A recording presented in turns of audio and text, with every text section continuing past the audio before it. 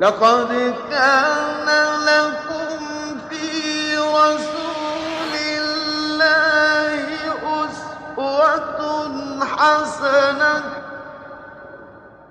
اعوذ باللہ من الشیطان الرجیم بسم اللہ الرحمن الرحیم اللہم صلی علی محمد وعلی آل محمد کما صلیت علی ابراہیم وعلی آل ابراہیم انک حمید مجید اللہم بارک علی محمد وعلی آل محمد کما بارکت علی ابراہیم وعلی آل ابراہیم انک حمید مجید اللہم رب اشرح لی صدری ویسر لی امری واحلل عقدۃ من لسانی یفقہوا قولی۔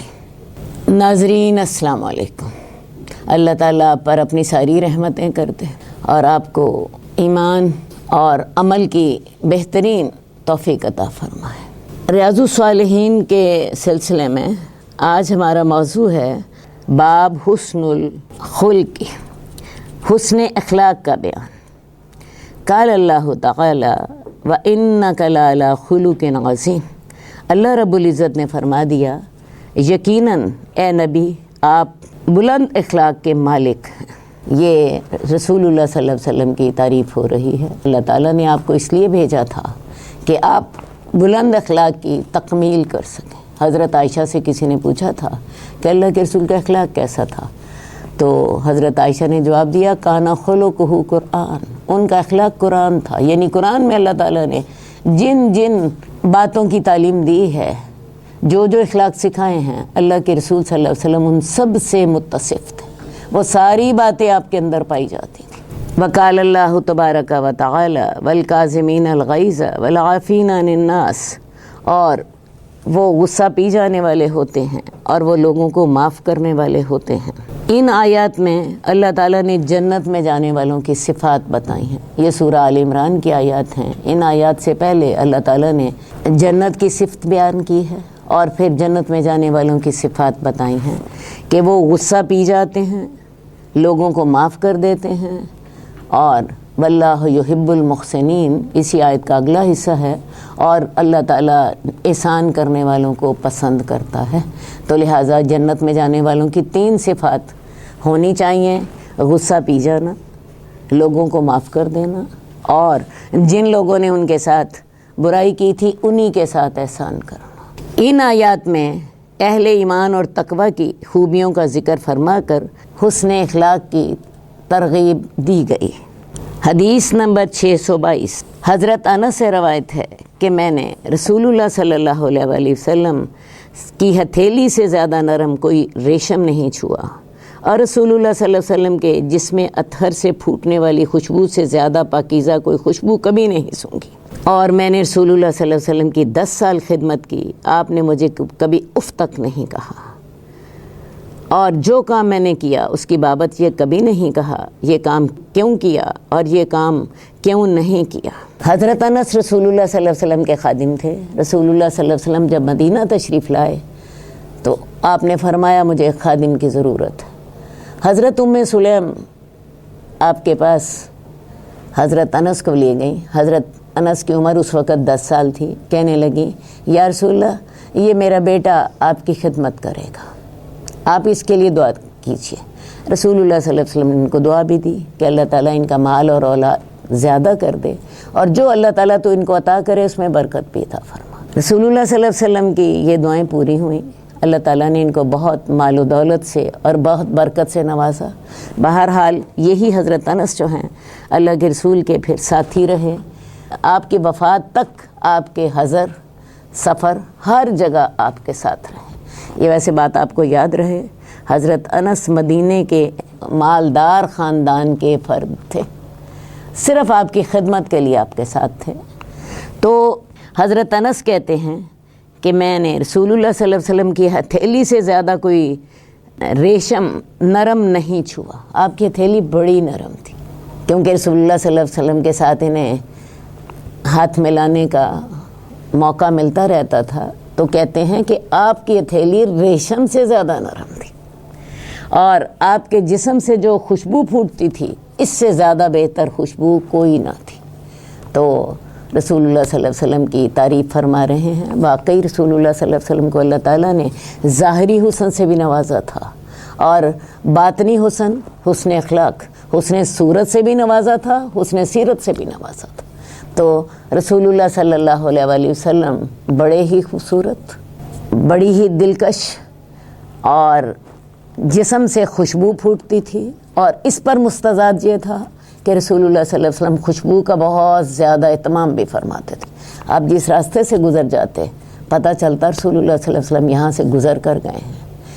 حضرت انس کی والدہ ام سلیم، ان کے گھر رسول اللہ صلی اللہ علیہ وسلم تشریف لاتے، آرام بھی فرماتے۔ ام سلیم ان کے لیے بستر بچھا دیتی اور اس بستر کے اوپر جو پسینے کے قطرے ہوتے انہیں اکٹھا کر کے اپنی خوشبو والی بوتل میں ڈال لیتی، اتنی آپ کے پسینے سے خوشبو پھوٹتی تھی۔ ٹھیک ہے جی، تو یہ تو وہ رسول اللہ صلی اللہ علیہ وسلم کی حسن صورت کا ذکر فرما رہے ہیں۔ اب حسن سیرت کی بات پر آئیے کہ میں نے رسول اللہ صلی اللہ علیہ وسلم کی 10 سال خدمت کی، آپ نے مجھے کبھی اف تک نہیں کہا۔ اف سے کیا مراد ہے؟ بندہ تنگ پڑ کے کسی کو کہہ دیتا ہے کیا ہے مصیبت، یہ اف ہوتا ہے، یا اس کی باتوں سے تنگ پڑ رہا ہوتا ہے۔ تو رسول اللہ صلی اللہ علیہ وسلم نے مجھے اتنا بھی نہیں کبھی کہا، اور کبھی مجھے یہ نہیں کہا کہ آپ نے یہ کام کیوں کیا اور آپ نے یہ کام کیوں نہیں کیا۔ اندازہ کر لیجئے، ایک 10 سال کا بچہ بہرحال بچہ ہی ہوتا ہے، اور رسول اللہ صلی اللہ علیہ وسلم سے انہیں کوئی ایسی ڈانٹ یاد نہیں ہے، اور یہ بھی یاد نہیں ہے کہ اللہ کے رسول نے یہ کہا ہو کہ تم نے یہ کام کیوں کیا اور یہ تم نے کام کیوں نہیں کیا، یا تم نے ایسے کیوں نہیں کیا اور ایسے کیوں کیا۔ یہ ہے رسول اللہ صلی اللہ علیہ وسلم کا بہترین اخلاق۔ حضرت انس ہی کہتے ہیں کہ رسول اللہ صلی اللہ علیہ وسلم لوگوں میں سب سے زیادہ اچھے اخلاق کے مالک تھے۔ حضرت انس کا ہی کہنا ہے کہ بعض اوقات میرے سے کوئی نقصان ہو جاتا، کوئی برتن ٹوٹ جاتا، گھر والے مجھ پہ ناراض ہوتے، اللہ کے رسول انہیں روکتے، ارے بھی اس نے ایسا ہی ہونا تھا، ٹوٹ ہی جانا تھا، اسے کچھ نہ کہو۔ صحیح ہے۔ ایک واقعہ حضرت انس بتاتے ہیں کہ ایک دفعہ ایسا ہوا کہ میں نے رسول اللہ صلی اللہ علیہ وسلم نے مجھے ایک کام کہا، تو میں نے ان سے کہا یا رسول اللہ میں نے نہیں کرنا۔ بچوں والی بات آپ کو پتہ ہے کسی وقت ذہن میں آ ہی جاتی ہے، کہنے لگے یا رسول اللہ میں نے نہیں کرنا۔ لیکن حضرت انس خود کہتے ہیں کہ میرے دل میں تھا میں کروں گا، لیکن میں نے زبان سے یہ کہہ دیا کہ میں نہیں کروں گا۔ خیر جی، یہ بات انہوں نے کر دی اور کر کے آپ کا کام کرنے کے لیے نکل گئے۔ راستے میں بچے کھیل رہے تھے، یہ ان کے کھیل کو دیکھنے میں مصروف ہو گئے۔ جب رسول اللہ صلی اللہ علیہ وسلم نے دیکھا کہ کافی وقت گزر گیا ہے اور حضرت انس واپس نہیں آئے، تو رسول اللہ صلی اللہ علیہ وسلم انہیں دیکھنے کے لیے نکلے۔ راستے میں دیکھا کہ حضرت انس بچوں کے کھیل میں مصروف ہیں، ان کی گردن پہ ہاتھ رکھا، ٹھیک ہے، انہیں کہا یا انیس، اے پیارے انس، بڑے مطلب نرمی کے ساتھ خطاب کیا، غصے کے ساتھ نہیں، اے پیارے انس۔ اور حضرت انس کہتے ہیں کہ میں نے جب وہ گردن پر محسوس کیا کہ کسی نے ہاتھ رکھا ہے، تو میں نے مڑ کر دیکھا اللہ کے رسول تھے، اور انہوں نے مجھے صرف اتنا کہا ہے پیارے انس، تو کہنے لگے، میں نے کہا یا رسول اللہ میں ابھی جاتا ہوں۔ انہیں یاد آ گیا کہ میں تو کام کے لیے آیا تھا اور میں یہاں بچوں کے کھیل میں مصروف ہو گیا۔ کہتے ہیں اس واقعے کے علاوہ کوئی اور واقعہ مجھے 10 سال میں یاد۔ اندازہ کریں ہم اپنے ملازموں کے ساتھ کیا کر لیتے ہیں، اپنے ماتحتوں کے ساتھ کیا کر لیتے ہیں۔ تو یہ تھا رسول اللہ صلی اللہ علیہ وآلہ وسلم کا حسن اخلاق۔ اور پھر اپنے خادم کے ساتھ، ایک ہوتا ہے اپنے برابر والے کے ساتھ، خادموں کو تو میرا حال ہے ڈانٹنا ہم نے اپنا حق سمجھ لیا ہے، ان کی تھوڑی سی تنخواہ پر ہم انہیں اتنا زیادہ ڈانٹتے ہیں کہ شاید ان کو ہم پیسے ہی ڈانٹنے کے دیتے ہیں۔ بہرحال رسول اللہ صلی اللہ علیہ وسلم کے اسوہ حسنہ سے ہمیں سیکھنا ہے، ہمیں سوچنا ہے کہ ہمارا اپنے خادموں کے ساتھ رویہ کیا ہوتا ہے، اور رسول اللہ صلی اللہ علیہ وسلم نے ہمارے سامنے کیسا نمونہ پیش کیا ہے۔ حدیث نمبر 624 حضرت نواس بن سمعان سے روایت ہے کہ میں نے رسول اللہ صلی اللہ علیہ وسلم سے نیکی اور گناہ کے کام کے بارے میں سوال کیا۔ آپ نے جواب میں ارشاد فرمایا، نیکی اچھا اخلاق ہے اور گناہ وہ ہے جو تیرے دل میں کھٹکے اور تجھے یہ ناگوار ہو کہ لوگ اس سے باخبر ہوں۔ اس حدیث میں آپ نے ایک بڑا اہم اصول بیان کیا کہ حسن اخلاق نیکی اور خیر ہے۔ اصل میں حسن اخلاق کی بنیاد کیا ہے؟ اللہ کے ڈر سے اللہ کے بندوں کے ساتھ خیر کرنا، ان کے ساتھ زیادتی نہ کرنا، ان کو اپنے ظلم، زیادتی اور تکلیف سے بچا لینا، یہ ہے حسن اخلاق۔ اور اس کی بنیاد اللہ کا ڈر ہوگا۔ اللہ کو راضی کرنے کے لیے اللہ کی مخلوق کے ساتھ بہترین سلوک رکھنا، اور اس کی رسول اللہ صلی اللہ علیہ وسلم نے ہمارے سامنے جو مثالیں پیش کی ہیں ان کو سامنے رکھنا۔ دوسری بات آپ نے فرمائی کہ گناہ کیا ہوتا ہے۔ ہمیں علم ہے کہ ہر برے کام پر ہمارا ضمیر ہمیں ملامت کرتا ہے، اندر سے آواز آتی ہے تم نے غلط کیا، اور یہ اللہ تعالیٰ نے ہر انسان کے دل میں رکھا۔ اس کو نفس لوامہ کہتے ہیں۔ تو ایک تو یہ اندر سے آواز آتی ہے، دوسری بات ہے کہ انسان یہ پسند نہیں کرتا کہ میرے عیبوں سے لوگ واقف ہوں، یہ بھی اللہ نے فطرت رکھی ہے۔ انسان یہ چاہتا ہے کہ میری برائیاں لوگوں کے سامنے نہ آئیں، تو پھر انسان ایک تو اس کا ضمیر اسے ملامت کرتا ہے، اور دوسری بات ہے وہ یہ چاہ رہا ہوتا ہے کہ میری یہ برائی لوگوں کے سامنے نہ آئے۔ تو یہ دو باتیں آپ کو بتا دیتی ہیں برائی کیا ہے۔ جس بات کے بارے میں آپ کے ذہن میں یہ خیال آئے کہ یہ بات لوگوں کو نہیں پتہ چلنی چاہیے، وہ برائی ہے، اور جس چیز کے بارے میں آپ کے اندر سے آواز آئے یہ تم نے غلط کام کیا ہے، یہ بھی برائی ہے۔ تو گناہ وہ ہے جو تیرے دل میں کھٹکے اور تجھے ناگوار ہو کہ لوگ اس سے باخبر ہوں۔ یہاں پر رسول اللہ صلی اللہ علیہ وسلم نے دو بڑی کلیئر باتیں کی ہیں۔ نیکی کیا ہے؟ اچھا اخلاق۔ اور برائی کیا ہے؟ جو تیرے دل میں کھٹک رہی ہو اور تجھے یہ ناپسند ہو کہ لوگوں کو اس کا پتہ چلے، وہ کس نوعیت کی ہے، وہ کس طرح کی ہے۔ میرا خیال ہے رسول اللہ صلی اللہ علیہ وسلم نے گناہ کی بڑی ایک جامع تفصیل آپ کے سامنے رکھ دی ہے۔ حدیث نمبر 626 حضرت ابو دردہ سے روایت ہے، رسول اللہ صلی اللہ علیہ وسلم نے فرمایا قیامت والے دن مومن کی میزان میں حسن اخلاق سے زیادہ باری کوئی چیز نہیں ہوگی، اور یقیناً اللہ تعالیٰ بد زبان اور بیہودہ گوئی کرنے والے کو ناپسند کرتا ہے۔ اب قیامت والے دن آپ کو پتہ ہے اعمال تولے جائیں گے، ایک پلڑا ہوگا نیکی کا، ایک پلڑا ہوگا برائی کا۔ دوسری بات ہے قیامت والے دن اعمال کا وزن ہوگا۔ دنیا میں ہم بعض اوقات ایک بہت بڑی برائی کر لیتے ہیں اور ہمیں پتہ بھی نہیں چلتا، ہمیں علم بھی نہیں ہوتا کہ ہماری اس برائی سے کتنے لوگوں کو نقصان پہنچ گیا اور ہماری اس برائی کے اثرات کہاں تک پہنچ گئے۔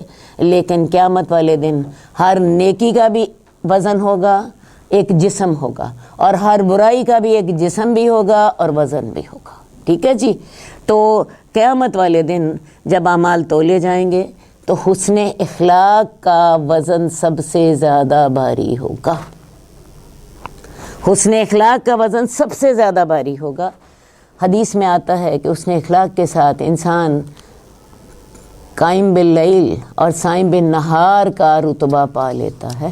اب راتوں کو جاگنا، تہجد پڑھنا، نیند قربان کرنا بہت عظیمت کا کام ہے، اور دن کو روزہ رکھنا۔ اب آج کل اتنی سخت گرمی ہے، اس گرمی میں روزہ رکھنا اور اس روزے کو نبھا لینا چھوٹی سی بات نہیں ہے۔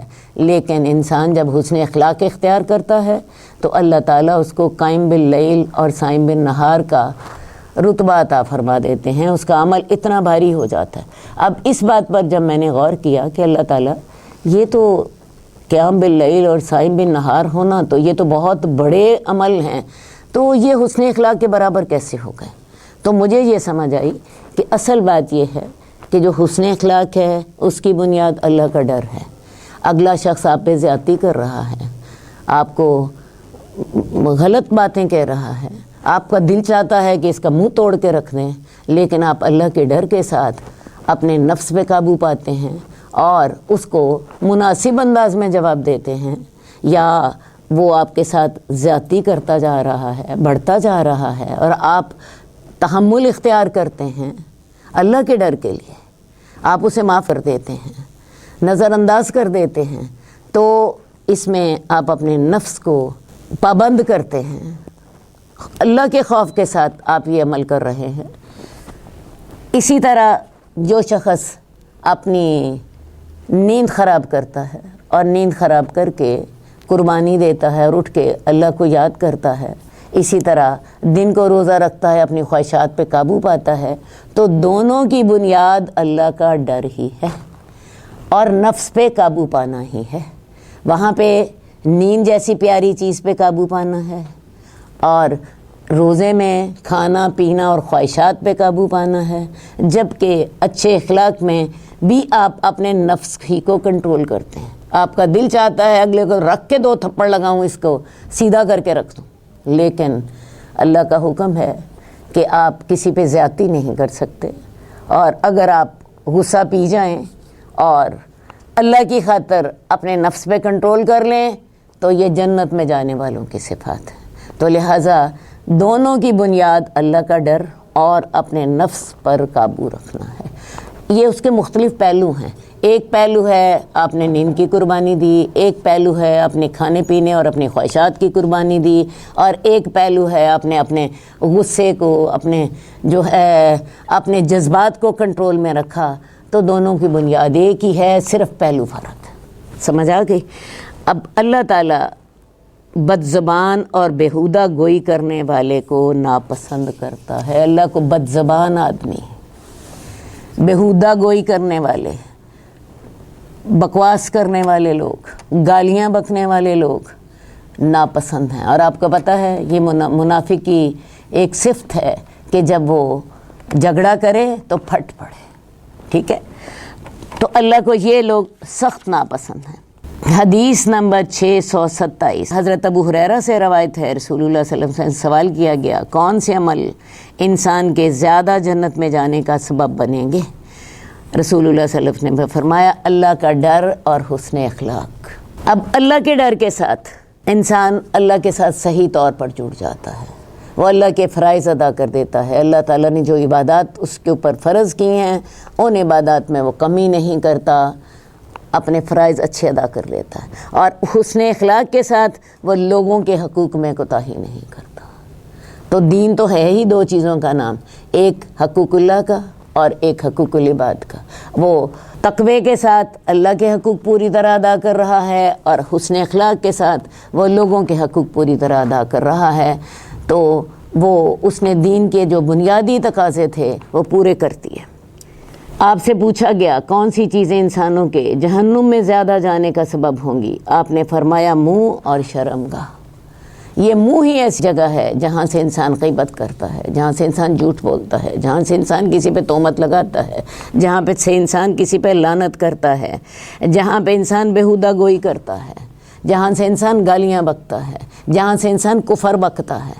تو یہ منہ ایسی کہ جو انسان کے دوزخ میں جانے کا سب سے زیادہ باعث ہوگا۔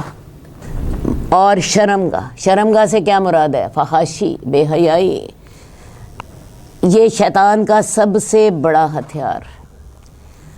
جو شخص ان 2 چیزوں کی ضمانت دے اللہ کے رسول صلی اللہ علیہ وآلہ وسلم اس کے لیے جنت کی ضمانت دیتے ہیں۔ جو شخص ان دونوں کی ضمانت دے کہ میں ان دونوں کی حفاظت کروں گا، رسول اللہ صلی اللہ علیہ وسلم اس کے لیے ضمانت دیتے ہیں کہ میں اس کے لیے جنت کی ضمانت دیتا ہوں، ٹھیک ہے؟ ہر شخص کو چاہیے کہ وہ اپنے آپ کو تقوی اور حسن اخلاق سے آراستہ کرے اور زبان اور شرمگاہ کے فتنوں سے اپنے آپ کو بچائے تاکہ اس کی آخرت برباد نہ ہو۔ حدیث نمبر 628 حضرت ابو ہریرہ سے روایت ہے، رسول اللہ صلی اللہ علیہ وسلم نے فرمایا سب سے زیادہ کامل ایمان والے وہ لوگ ہیں جو مسلمانوں میں سب سے زیادہ اچھے اخلاق والے ہیں، اور تم میں سے بہترین لوگ وہ ہیں جو اپنی عورتوں کے حق میں بہتر ہیں۔ اچھے اخلاق کا تعلق ایمان کے ساتھ کیا ہے یہ تو ہم دیکھ چکے ہیں۔ اب یہ ہے کہ سب سے بہتر آدمی کون ہے؟ جس کا اخلاق زیادہ بہتر ہے، ٹھیک ہے جی؟ تو لہٰذا ایمان کا تعلق انسان کے اخلاق سے، ایمان اگر ہوگا، اللہ کا ڈر ہوگا تو اخلاق بہتر ہوگا، اور اگر ایمان نہیں، اللہ کا خوف نہیں، میں آپ کو بتاؤں انسان بد اخلاقی سے بچ ہی نہیں سکتا، کیونکہ شیطان آپ کے ساتھ لگا ہوا۔ تو یہ تو ہو گیا کہ ایمان کا تعلق اخلاق کے ساتھ کیا ہے۔ اچھا اخلاق جس کا ہے وہ بہترین مومن ہے۔ اور دوسری بات یہ ہے کہ تم میں سے بہترین لوگ وہ ہیں جو اپنی عورتوں کے حق میں بہتر ہیں. لہٰذا حسن اخلاق کا ہی ایک حصہ یہ ہے کہ انسان اپنے گھر والوں کے لیے بہتر ہو. خیرکم خیرکم لأہلہ، تم میں سے وہ آدمی بہترین ہے جو اپنے گھر والوں کے لیے بہتر ہو. اور اللہ کے رسول فرماتے تھے وَأَنَا خَيْرُكُمْ لِأَهْلِي، میں تم میں سے سب سے زیادہ اپنے گھر والوں کے لیے بہتر ہوں.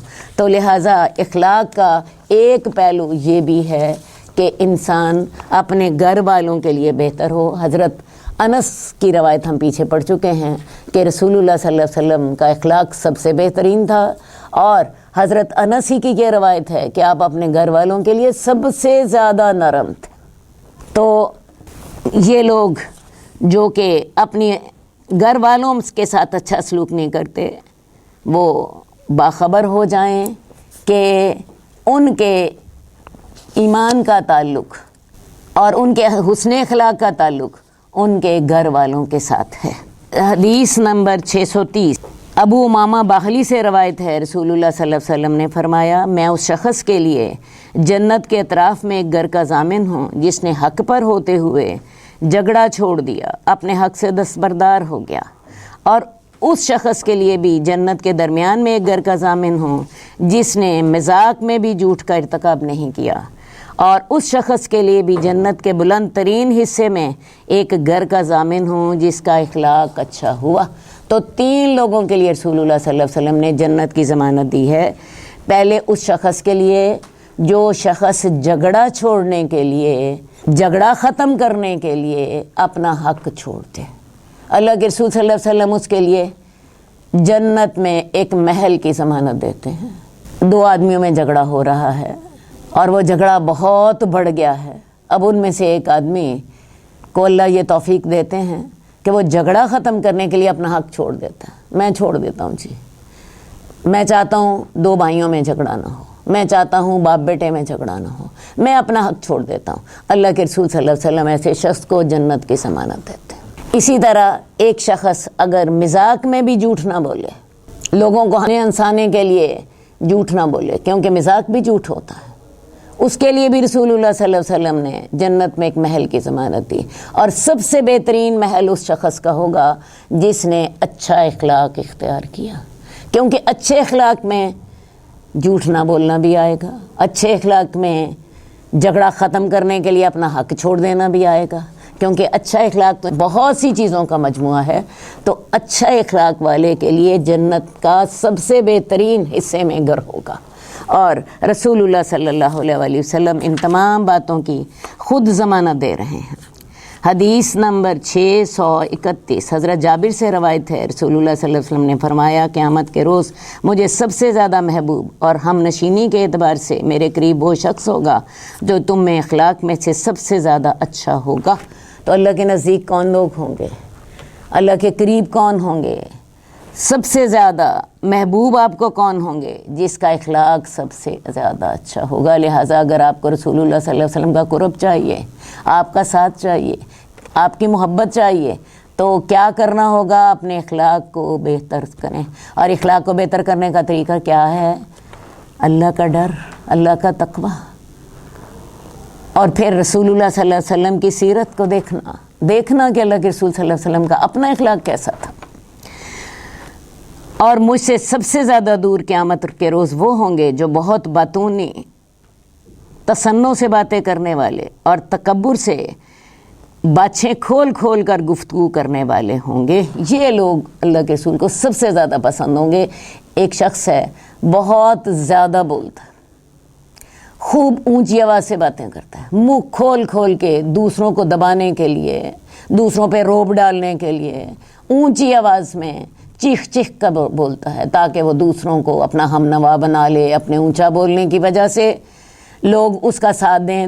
صحابہ کرام نے عرض کیا یا رسول اللہ باطونی اور تصنع سے باتیں کرنے والوں کو تو ہم جانتے ہیں، لیکن متفہقون کون ہیں؟ آپ نے فرمایا تکبر کرنے والے.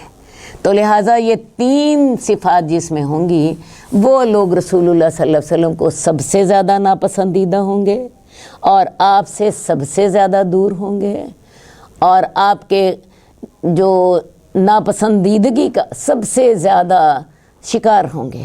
تو یہ 3 لوگ ہیں، زیادہ باتیں کرنے والے، نمبر 2 اونچی اونچی بولنے والے، منہ پھاڑ پھاڑ کے، گلا پھاڑ پھاڑ کے، اور تیسرے تکبر کرنے والے لوگ۔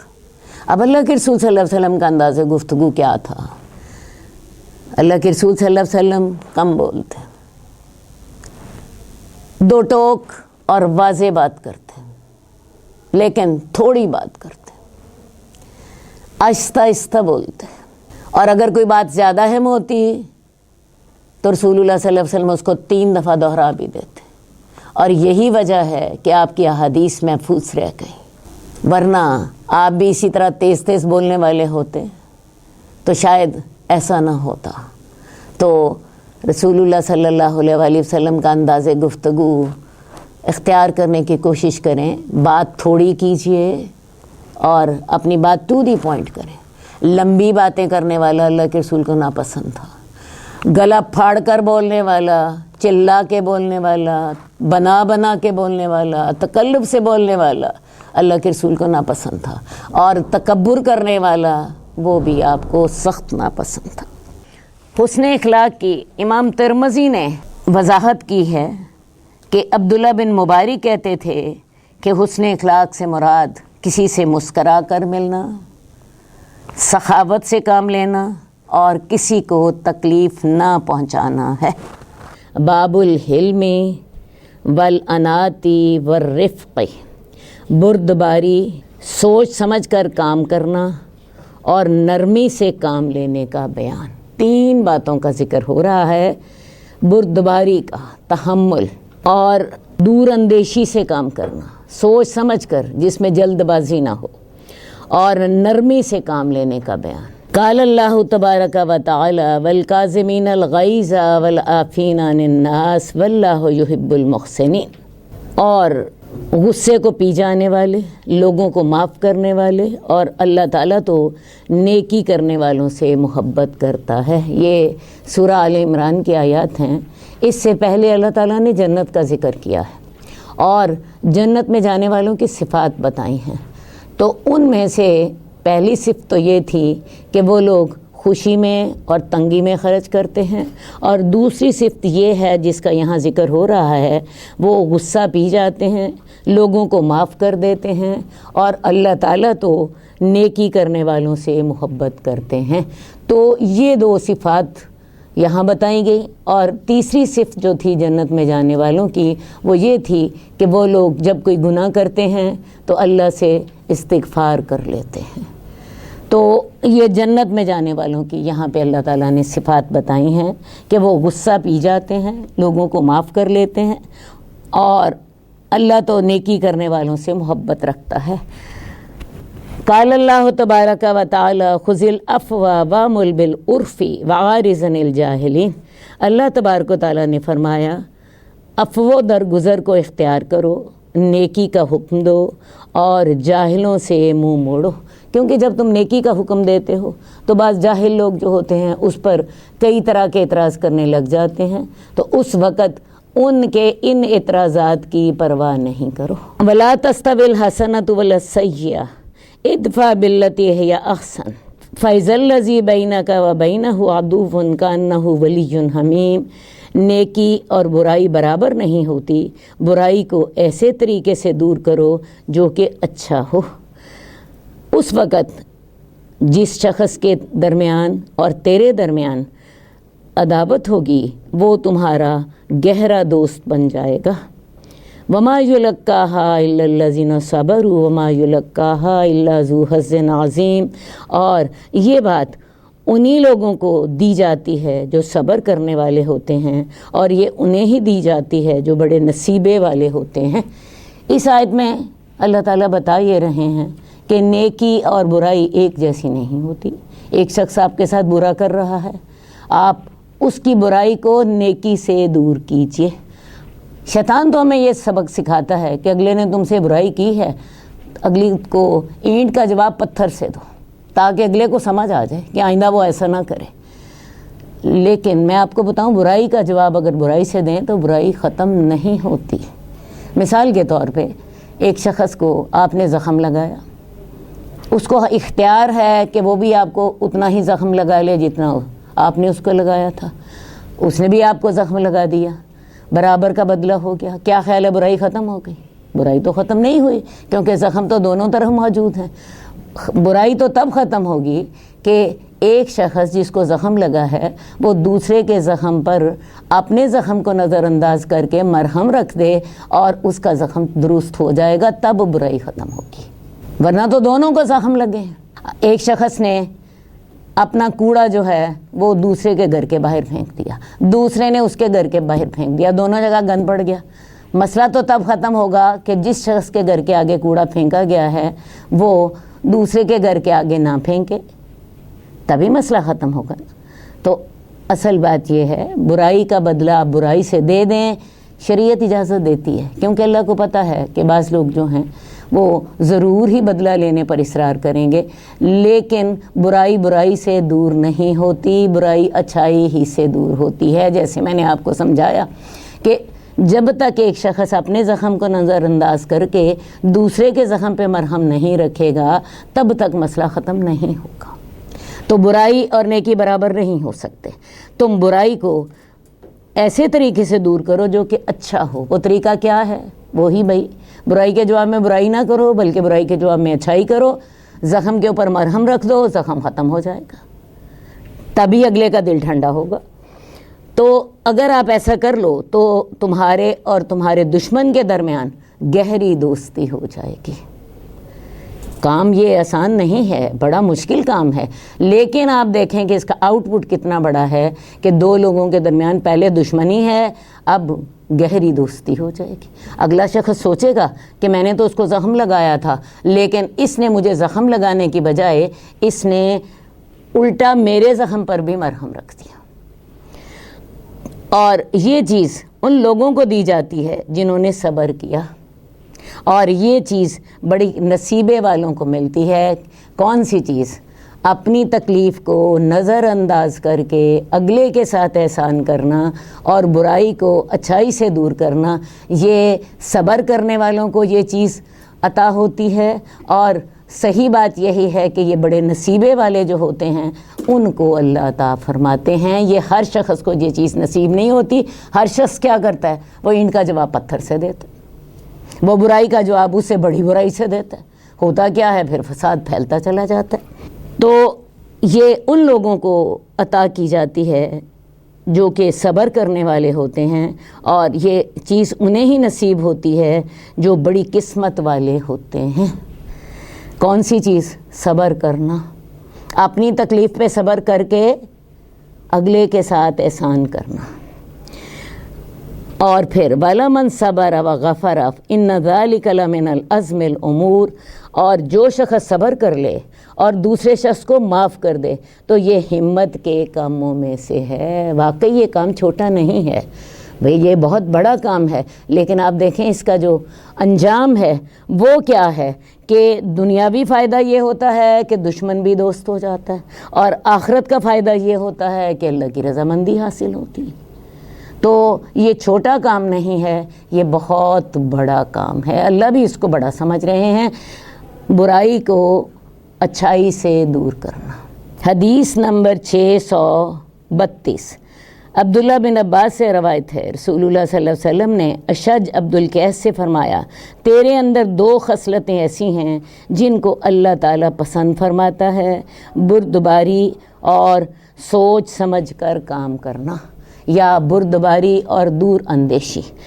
اشج عبد القیس جو ہیں یہ وفد عبد القیس میں مدینہ آئے تھے.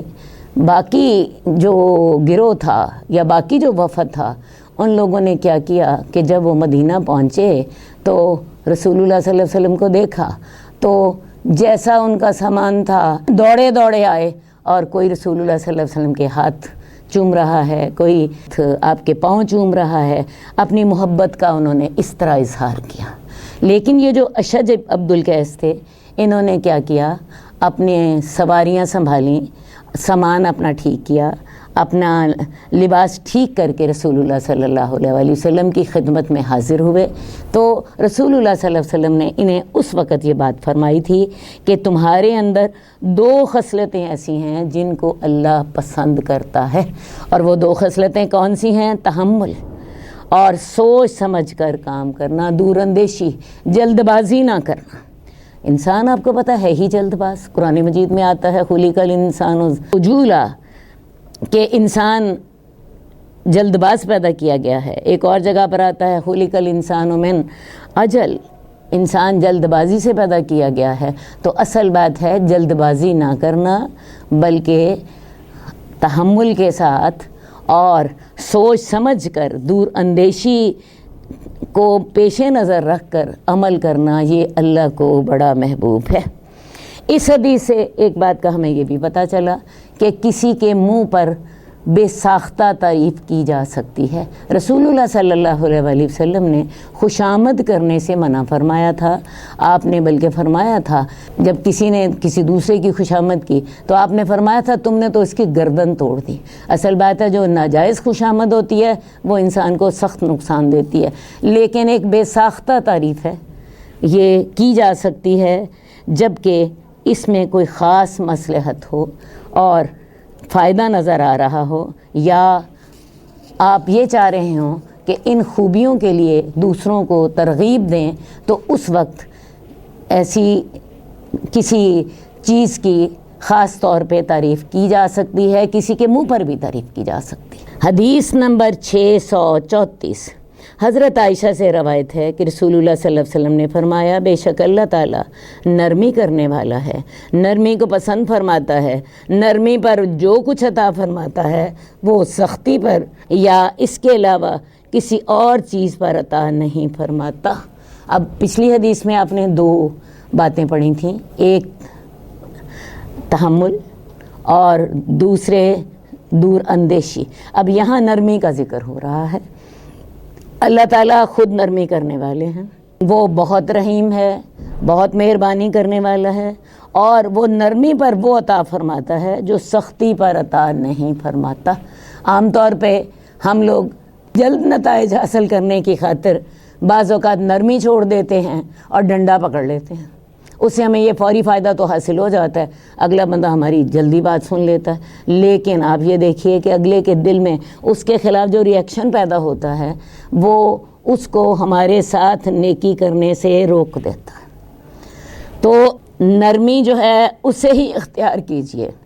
اللہ تعالیٰ سختی کرنے پر وہ چیز عطا نہیں فرماتے۔ میں نے ابھی آپ کو بتایا کہ سختی کرنے پر آپ اپنے کسی ماتحت سے وہ کام لے لیتے ہیں فوری طور پر، لیکن اس کے دل میں آپ کے لیے محبت اور احترام کا جذبہ نہیں رہ جاتا۔ اسی طرح جو والدین زیادہ سختی کرتے ہیں، بعض اوقات آپ دیکھیے ان کی اولاد جو ہوتی ہے باغی ہو جاتی ہے۔ تو نرمی ایسا زیور ہے کہ جو شخص بھی اس سے آراستہ ہوتا ہے وہ لوگوں میں مقبول ہو جاتا ہے۔ ایسا شخص اللہ کو بھی محبوب ہوتا ہے، لوگوں کو بھی محبوب ہوتا ہے، اور جو نرمی سے محروم ہوتا ہے تو وہ تمام لوگوں میں پسند نہیں کیا جاتا۔ سخت آدمی سے لوگ گھبراتے ہیں، اس کے قریب جانا پسند نہیں کرتے۔ لیکن نرمی کا مقصد یہ نہیں ہے کہ انسان دین کے معاملات میں نرمی کرے۔ مثال کے طور پہ ایک شخص نماز نہیں پڑھ رہا تو نرمی کا مطلب یہ نہیں ہے کہ آپ اسے چھوڑ دیں، بلکہ نرمی کا مطلب یہ ہے آپ اسے نرمی سے سمجھائیں۔ اسے چھوڑنا مقصد نہیں ہے، مقصد یہ ہے کہ سمجھانے کے طریقے میں آپ اس کو نرمی کے ساتھ سمجھائیں۔ ٹھیک، بعض لوگ نرمی کا مقصد یہ سمجھ لیتے ہیں اگلا جو کرتا ہے کرتے رہو، اسے چھوڑ دو۔ ارے بھی نہیں، ہمیں نہی عن المنکر کا حکم ہے، برائی جہاں پہ کہیں دیکھیں ہمیں اس کو روکنے کا حکم ہے۔ اگر ہم زبان سے روک سکتے ہیں زبان سے روکیں، ہاتھ سے روک سکتے ہیں ہاتھ سے روکیں، ورنہ دل میں برا جانے۔ تو مراد یہ ہے کہ آپ کا جو ہاتھ سے روکنے کا طریقہ ہے، آپ کا جو زبان سے روکنے کا طریقہ ہے، اس میں بھی نرمی کا عنصر ہونا چاہیے، شائستگی کا عنصر ہونا چاہیے۔ ایسا نہ ہو کہ آپ کے کہنے کا اندازہ ایسا ہو جیسے آپ نے کسی کو اٹھا کے اینٹ دے ماری ہو۔ فائدے کی بجائے الٹا نقصان ہو جائے گا۔ حدیث نمبر 636 حضرت ابو ہریرہ سے روایت ہے، ایک دیہاتی نے مسجد میں پیشاب کر دیا۔ اب یہ حدیث آپ کو بتا رہی ہے کہ سمجھانے میں ہم کیسے نرمی سے کام لے سکتے ہیں۔ حضرت ابو ہریرہ سے روایت ہے، ایک دیہاتی نے مسجد میں پیشاب کر دیا، لوگ اس کی طرف اٹھے تاکہ اس کو برا بھلا کہیں، تو رسول اللہ صلی اللہ علیہ وسلم نے فرمایا اس کو چھوڑ دو اور اس کے پیشاب پر پانی کا ایک ڈول بہا دو، اس لیے کہ تم آسانی کرنے والے بنا کر بھیجے گئے ہو، سختی کرنے والے بنا کر نہیں بھیجے گئے۔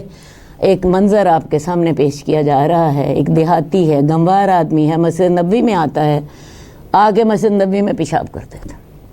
اب لوگوں نے ظاہر ہے اس کے خلاف اٹھنا ہی تھا، کیونکہ مسجد تو دیکھو جی نماز پڑھنے کی جگہ ہے، اور ایک شخص وہاں پہ پیشاب ہی کرنا شروع کر دیا اس نے۔ اب صحابہ اٹھے تاکہ اس کو روکیں، سختی سے اس کو روکیں۔ رسول اللہ صلی اللہ علیہ وسلم کہا اس کو چھوڑ دو۔ اس کی وجہ یہ ہے کہ اگر اس کو روکتے تو کیا ہوتا، وہ گھبرا جاتا، گھبرا کے ادھر ادھر پھرتا، بجائے اس کے کہ وہ ایک جگہ پیشاب کرتا وہ چار طرف گھومتا اپنی اس گھبراہٹ کے اندر۔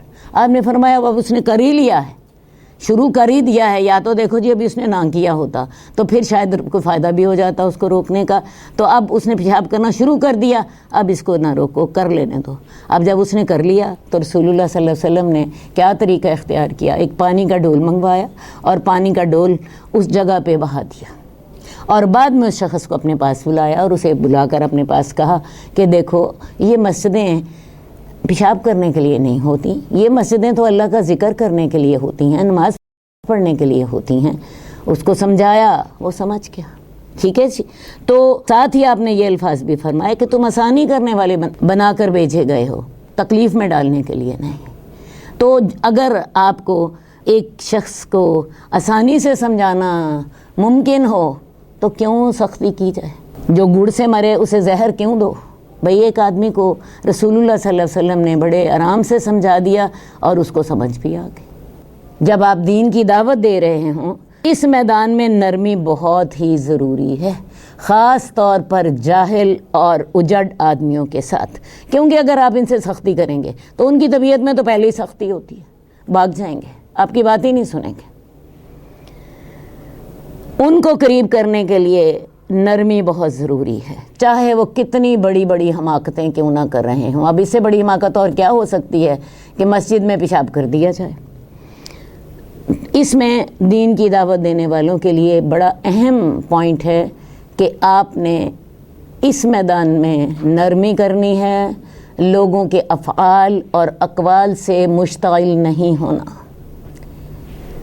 دوسری بات یہ ہے کہ اللہ نے ایک بڑا آسان حل ہمیں بتایا ہے کہ نجاست کو اگر دور کرنا ہے تو پانی بہا دیں۔ اب دیکھیے ہمارے ہاں گھروں میں اکثر کارپیٹ ہوتے ہیں، کارپیٹ کے اوپر کسی نے پیشاب کر دیا، یا بعض اوقات اس کے اوپر بچے ہیں گھر میں، گندگی بھی ہو گئی۔ اب اس کو پانی کا ڈول تو نہیں ہم بہائیں گے، ہم ایسا کریں گے اس کو کپڑے سے صاف کر دیں گے 3-4 دفعہ، جب تک اس کے اوپر کوئی نجاست کے اثرات باقی نہیں رہے آپ اس کو پانی کے ساتھ صاف کر دیجئے۔ مثلا پیشاب کیا بچے نے 3 دفعہ، گیلے کپڑے سے اس کو صاف کر دیجئے، ٹھیک ہے۔ ورنہ آپ یہ دیکھیے پیشاب جو ہے وہاں سے گیا تو ہے نہیں، ہے نا، اس کے اندر ہی ہے نا۔ یہاں بھی مٹی کے اندر آپ نے پانی کا ڈول بہا دیا ہے، پیشاب بھی اندر ہی ہے اور پانی کا ڈول بھی وہیں پہ ہے۔ اللہ نے کتنی آسانی فرمائی ہے کہ اللہ تعالیٰ نے کہا کہ اب وہ ظاہرہ طور پہ پاک ہو گیا، وہ تمہارے لیے پاک ہے۔ اسی طرح قالین کو بھی میں نے آپ کو بتایا 3 دفعہ آپ نے اس کو گیلے کپڑے سے صاف کیا، لیکن وہ جیسے دھونے سے پاک ہو سکتا تھا ویسے تو نہیں ہوا، اللہ نے ہمارے لیے آسانی فرما دی۔ تو دین آسان ہے، دین آسان ہے، اور اس کو جب آپ نے اپلائی کرنا ہے، دین کی دعوت دینی ہے، دین پہ عمل کرنا ہے، اس میں بھی شریعت نے آسانی کی ہے۔ یرید اللہ بکم الیسر ولا یرید بکم العسر، اللہ تمہارے ساتھ آسانی چاہتا ہے، اللہ تمہارے ساتھ تنگی نہیں چاہتا۔ اسی لیے اللہ تعالیٰ نے ہمیں اجازت دی، نماز نہیں پڑھ سکتے کھڑے ہو کے، بیٹھ کے پڑھ لو، بیٹھ کے نہیں پڑھ سکتے لیٹ کے پڑھ لو، روزہ نہیں رکھ سکتے مسافر ہو یا بیمار ہو بعد میں روزہ رکھ لو۔ تو اللہ تعالیٰ نے ہمیں دین میں بھی آسانیاں دی ہیں، دین کی دعوت میں دینے کا طریقے میں بھی آسانی ہونی چاہیے، اور جو مسئلہ آپ بتا رہے ہو اس میں بھی آسانی ہونی چاہیے جب تک کہ وہ گناہ نہ ہو۔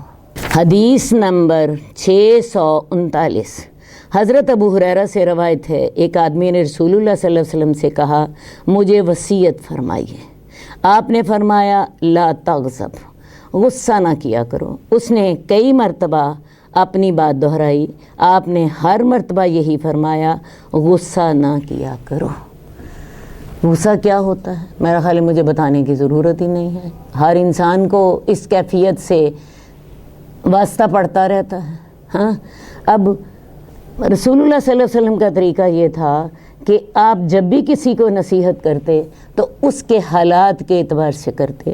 آپ نے اندازہ لگا لیا تھا کہ یہ شخص مزاج کا تیز ہے اور غصیلا ہے، تو آپ نے بار بار، حدیث میں آتا ہے 3 دفعہ آپ نے اسے یہی نصیحت کی، غصہ نہ کرو، غصہ نہ کرو۔ اس کا خیال یہ تھا کہ مجھے اللہ کے رسول کوئی اور نصیحت کریں گے، تو لیکن آپ نے 3 دفعہ اسے ایک ہی نصیحت کی کہ تم غصہ نہ کیا کرو۔ آپ نے اندازہ لگا لیا تھا اس سے مزاج سے، تو لہٰذا آپ حالات کے اعتبار سے نصیحت کیا کرتے تھے۔ ایک بخاری کی حدیث میں آتا ہے لا تغضب ولک الجنہ، تو غصہ نہ کر اور تیرے لیے اس عمل کے بدلے میں جنت ہوگی۔ غصے کے ساتھ اب دیکھیے جی دنیا کی ہر برائی وجود میں آ جاتی ہے، غصے کے ساتھ طلاقیں ہو جاتی ہیں، غصے کے ساتھ گھروں میں جھگڑے ہو جاتے ہیں، غصے کے ساتھ انسان جو ہے کسی کو قتل کر بیٹھتا ہے، کسی کو قتل کر بیٹھتا ہے، اس کی بنیادی وجہ غصہ ہی ہوتی ہے۔ حالانکہ بعض اوقات لڑائی کس بات پہ ہو رہی ہوتی ہے، 100-200 روپے پر لڑائی ہو رہی ہوتی ہے، ایک آدمی نے اچھا جواب نہ دیا، اس نے غصہ کیا، دوسرے نے اس کے جواب میں اس سے زیادہ غصہ کیا، تیسرے نے اس کو تھپڑ مارا، چوتھے نے پستول نکال لی، غصے کی وجہ سے قتل ہو گیا۔ کہنے کو تو آپ یہی کہیں گے جی 200 روپے کے لیے قتل ہوا، نہیں، 200 روپے کے لیے قتل نہیں ہوتا۔ قتل اس لیے ہوتا ہے کہ انسان اپنے غصے پہ قابو نہیں پاتا، اپنے نفس پہ قابو نہیں پاتا۔ تو یاد رکھیے غصہ شیطان کی طرف سے ہوتا ہے۔ ویسے بھی شیطان آگ سے بنا ہوا ہے، آپ دیکھ لیجئے جب ہمیں غصہ آتا ہے ہمارا چہرہ سرخ ہو جاتا ہے، ہمارے جسم میں آگ بھر جاتی ہے، اور ہم منہ سے بھی کہہ رہے ہوتے ہیں مجھے آگ لگی ہوئی ہے اس وقت، مجھے نہ کچھ بھی کہو۔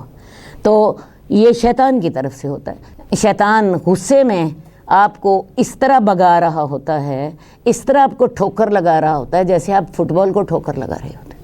فٹ بال جیسے آپ ٹھوکر لگائیں تو آگے بھاگتا جاتا ہے، تو غصے میں بھی شیطان انسان کو اپنی انگلیوں پہ نچا رہا ہوتا ہے، اسی لیے تو انسان قتل کر بیٹھتا ہے۔ ٹھیک ہے، تو اب اصل معاملہ یہ ہے کہ غصے کی وجوہات کیا ہوتی ہیں۔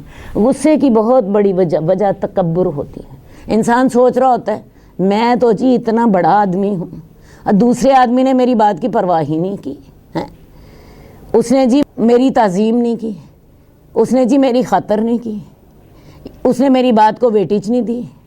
یا پھر بعض اوقات جلد بازی کی وجہ سے بھی غصہ آ رہا ہوتا ہے۔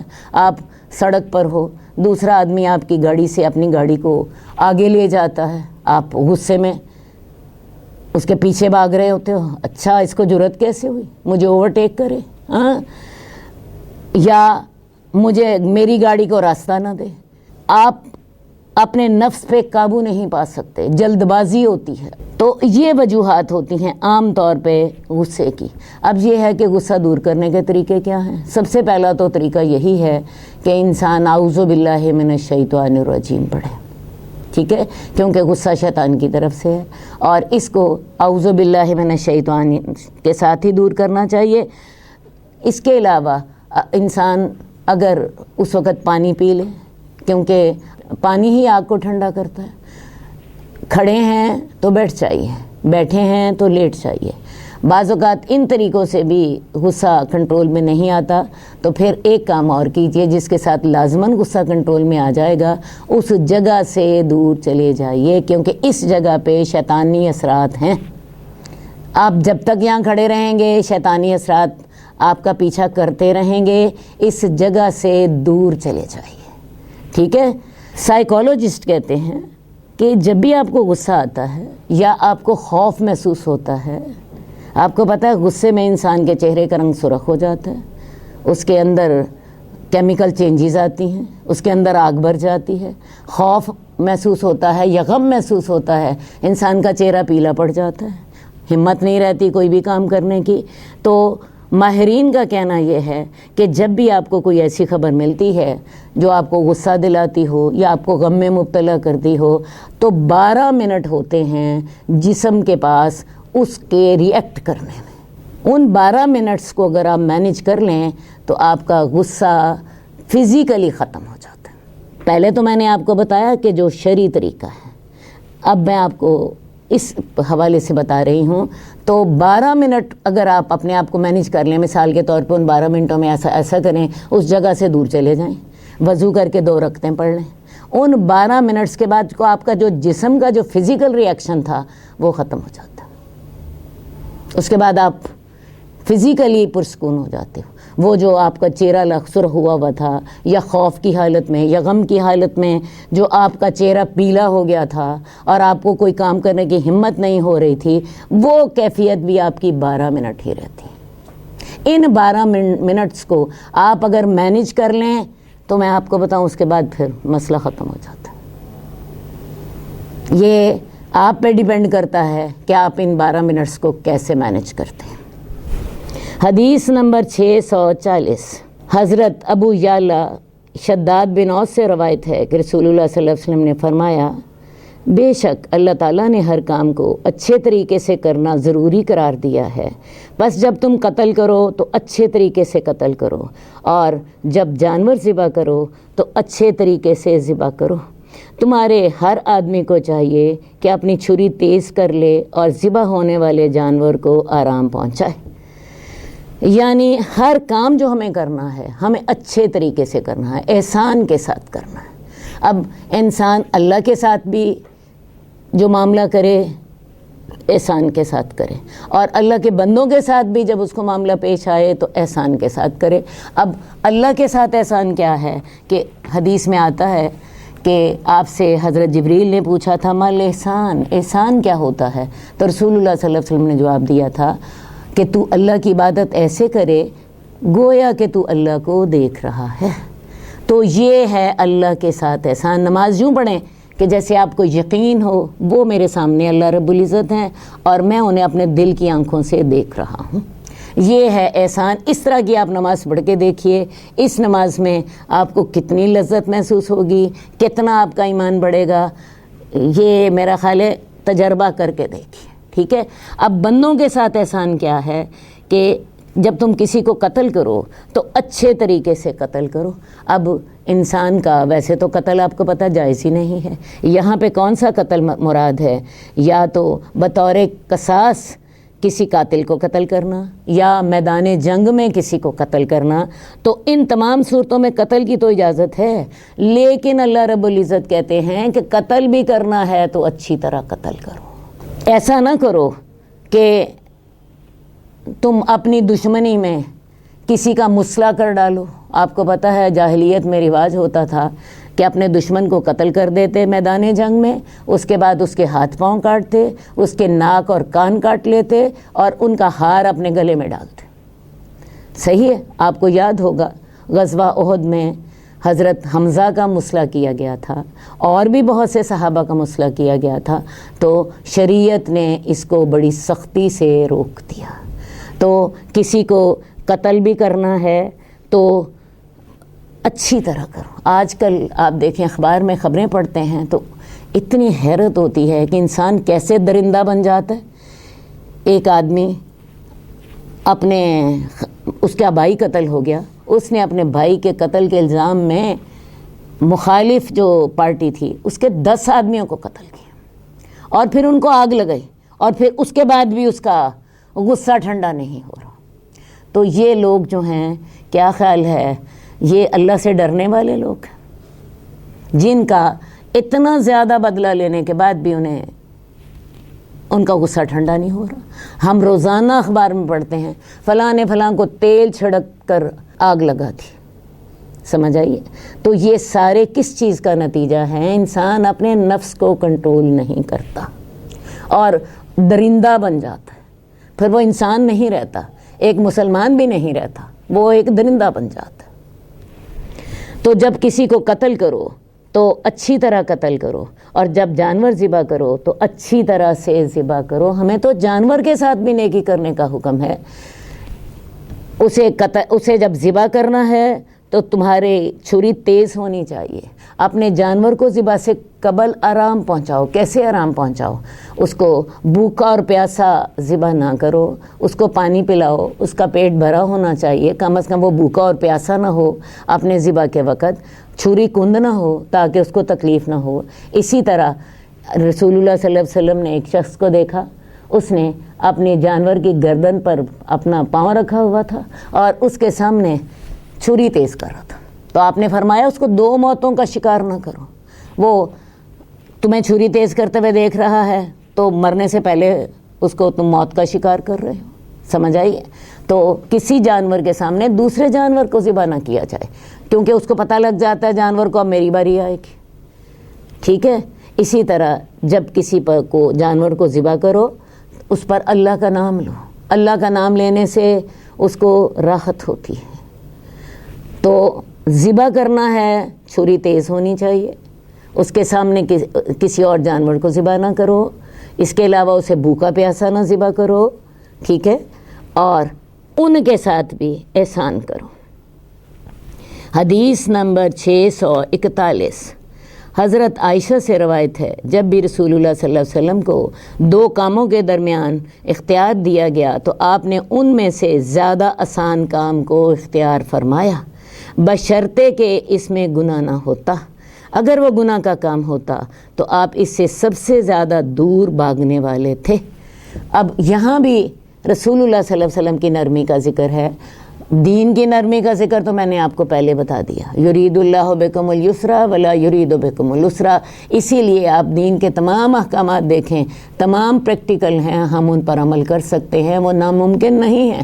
اللہ جہاں مشکل آتی ہے آسانی فرما دیتے ہیں۔ اور اللہ کے رسول صلی اللہ علیہ وسلم کا اپنا عمل بھی ایسا تھا کہ اگر آپ کو 2 کاموں کے درمیان اختیار دیا جاتا، آسان کام کو اختیار کرتے۔ مثلا 2 سزاؤں کے درمیان اختیار دیا جاتا تو آسان پسند فرماتے، 2 فرائض کے درمیان اختیار دیا جاتا، آسان فرض کو اختیار فرماتے، جنگ اور صلح کے درمیان اختیار دیا جاتا، آپ صلح کو اختیار فرماتے، جب تک کہ اس میں گناہ نہ ہوتا۔ ہاں اگر گناہ کا پہلو ہوتا پھر آپ اس کے قریب بھی نہ پھٹکتے، کیونکہ آپ سب سے زیادہ اللہ سے ڈرنے والے اور سب سے زیادہ متقی انسان تھے۔ لیکن جب معاملہ ہوتا آسان اور مشکل کا تو آسان چیز کو اختیار کرتے۔ آپ مشکل پسند نہ تھے، آسانی پسند تھے۔ لوگوں کو بھی کہتے یسروا ولا تعسروا، آسانی پیدا کرو، مشکل پیدا نہ کرو۔ اور اللہ کے رسول صلی اللہ علیہ وآلہ وسلم نے اپنی ذات کے لیے کسی معاملے میں بھی انتقام نہیں لیا، مگر یہ کہ اللہ کی حرمت کو توڑا جاتا تو اللہ تعالیٰ کے لیے آپ انتقام لیتے۔ اب ایک اور دیکھیں یہ آسانی کیا تھی کہ رسول اللہ صلی اللہ علیہ وسلم نے اپنی ذات کے لیے کبھی انتقام نہیں لیا۔ کون سا ظلم ہے جو آپ پہ نہیں کیا گیا؟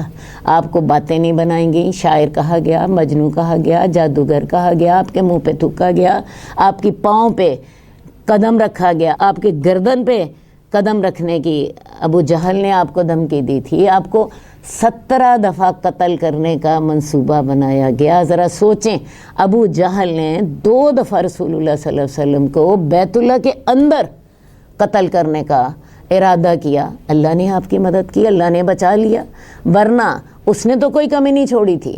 اس کے علاوہ کبھی عبداللہ بن ابی نے کئی دفعہ آپ کو قتل کرنے کا منصوبہ بنایا، یہود نے آپ کو زہریلی بکری کھلائی، تو 17 دفعہ، کبھی مکے میں، کبھی مدینے میں، کبھی کوئی دشمن، کبھی کوئی دشمن، آپ کو 17 دفعہ قتل کا منصوبہ بنا۔ اللہ کے رسول صلی اللہ علیہ وسلم نے کسی ایک سے بھی بدلہ نہیں لیا۔ آپ نے ایک اصول بنا لیا تھا کہ میں نے اپنی ذات کے لیے بدلہ نہیں لینا، صحیح ہے؟ لیکن اگر آپ کے سامنے اللہ کے احکامات کو توڑا جاتا، مثلا کوئی زنا کرتا، مثلا کوئی چوری کرتا، مثلا کوئی عوام کو تکلیف دیتا، آپ اس کے لیے ضرور قانون کو جاری فرماتے۔ میں آپ کو ایک مثال دیتی ہوں اسی معاملے کی۔ زینب بنت حارث ایک خاتون ہے یہودی، اس نے کیا کیا؟ غزوہ خیبر کے بعد یہ رسول اللہ صلی اللہ علیہ وسلم کے خیمے کے باہر کھڑی تھی۔ اس نے کیا کیا کہ یہ آپ کے لیے بکری کا گوشت بھون کر لائی تھی، اور اس نے پہلے پتہ کر لیا تھا کہ رسول اللہ صلی اللہ علیہ وسلم کو دستی کا گوشت پسند ہے۔ اس نے تو ویسے تو پوری بکری میں ہی زہر ملایا، لیکن دستی کے گوشت میں زیادہ زہر ملا دی۔ خیر جی، اللہ کے رسول کی خدمت میں گوشت پیش کیا۔ رسول اللہ صلی اللہ علیہ وسلم نے اس کا پہلا لقمہ لیا تو آپ کو پتہ چل گیا کہ اس کے اندر زہر ملایا گیا ہے۔ آپ نے وہ اگل دیا، حالانکہ اندر نہیں لے کر گئے۔ ٹھیک ہے جی، آپ نے یہود کو بلا لیا، ان سے پوچھا تم نے مجھے زہر دیا ہے؟ وہ کہنے لگے ہاں۔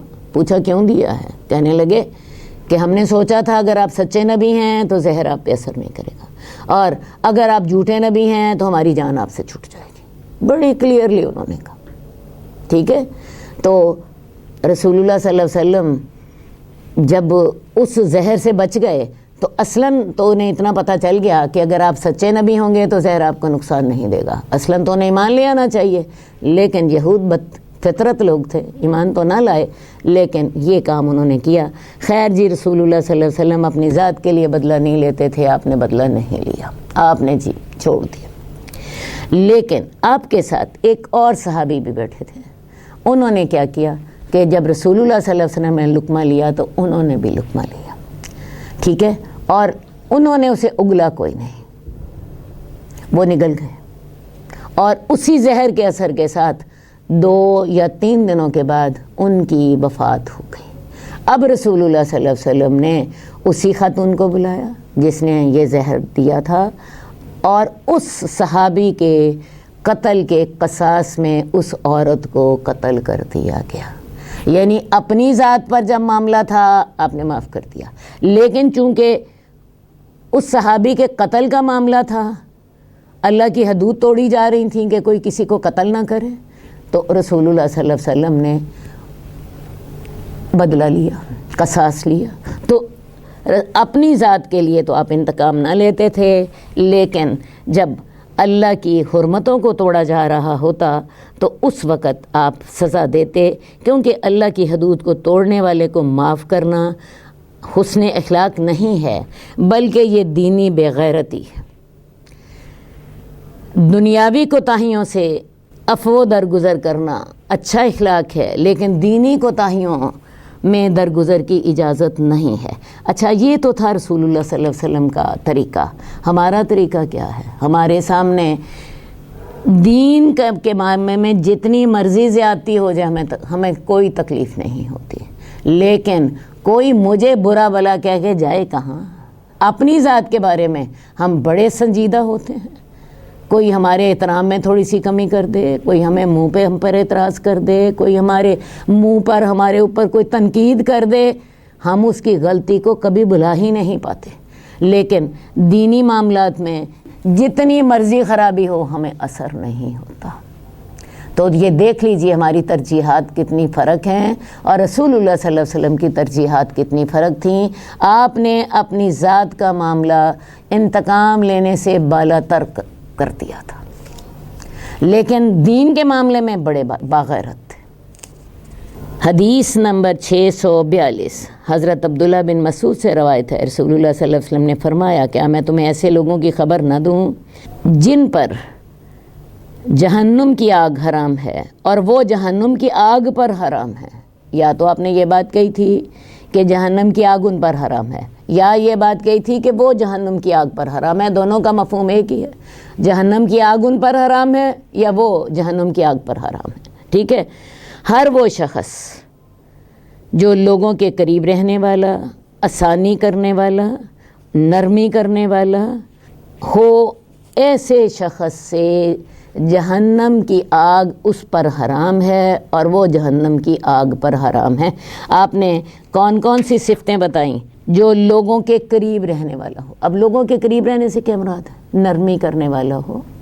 جو نرمی کرنے والا انسان ہوتا ہے وہ لوگوں کے دل کی دھڑکن میں بستا ہے، اس سے لوگ محبت کرتے ہیں، اس سے لوگ پیار کرتے ہیں، اور سختی کرنے والے آدمی سے لوگ دور بھاگتے ہیں۔ ایسا ہی ہوتا ہے یا نہیں؟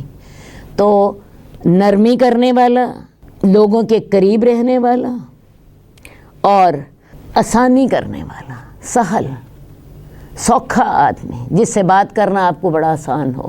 اور بعض اوقات بعض لوگ آپ نے دیکھے ہوں گے جن سے بات کرنا آپ کے لیے بڑا مشکل ہوتا ہے، ہاں، کیونکہ آپ کو پتہ ہوتا ہے جب میں نے بات کی اول یا تو وہ میری بات سنے گا ہی نہیں، یا سن لے گا تو ایسا کرارا جواب دے گا میرے سے آگے سے بات ہوگی ہی نہیں، ہاں۔ تو کن لوگوں پر آگ حرام ہے؟ جو لوگوں کے قریب ہونے والے، لوگوں کو آسانی دینے والے اور نرم خو لوگ، جہنم کی آگ ان پر حرام ہے۔ اندازہ کر لیجئے ہمارے رویے کیا ہوتے ہیں، خاص طور پہ ان لوگوں کے رویے جن کو اللہ تعالیٰ نے تھوڑا سا اختیار دے دیا ہوتا ہے، صحیح ہے؟ تو یہ وہ یاد رکھیں کہ حسن معاملہ سے ہی وہ لوگوں کے دلوں میں محبت پیدا کر سکتے ہیں، اور نرمی کا اور اچھے اخلاق کا ایمان سے گہرا تعلق ہے جو کہ انسان کو جہنم سے بچا دے گا۔ اللہم صلی علی محمد وعلی آل محمد کما صلیت علی ابراہیم وعلی آل ابراہیم انک حمید مجید۔ اللہم بارک علی محمد وعلی آل محمد کما بارکت علی ابراہیم وعلی آل ابراہیم انک حمید مجید۔ مولاي صل وسلم